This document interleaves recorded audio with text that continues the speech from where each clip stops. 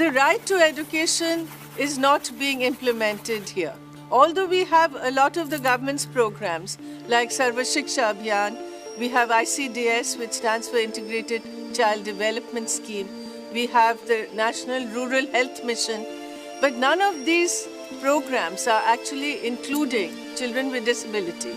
Sarva Shiksha Abhiyan agrees that it's their responsibility, but they don't have actually the mechanism. So it really is on paper and it's on rhetoric that we find that they will take children with disability. If the government is really intent on making right to education a reality, it is absolutely vital to know where the children are, what are their needs, and then we can do proper gap provisioning and proper budgetary allocation. And we need a commitment. We need to put rhetoric into reality.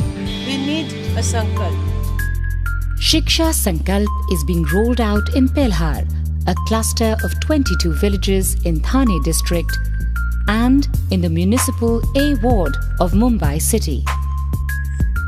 The main components of Shiksha Sankalp are mapping, screening, intervention, formation of disabled people's organization.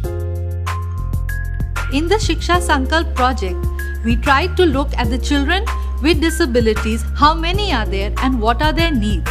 This was done through a census activity which was a door-to-door coverage of each and every household in the jurisdictions.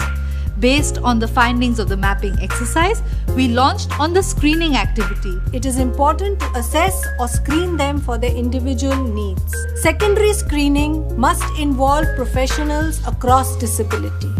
It is essential to have the secondary screening in the vicinity of the disabled rather than expecting them to go to the higher centers, as this leads to their dropping out or not availing of services. It is time for us to now plan an intervention or the resource support that each of these individuals need in order that they can be included into mainstream schools or employment and definitely into mainstream society.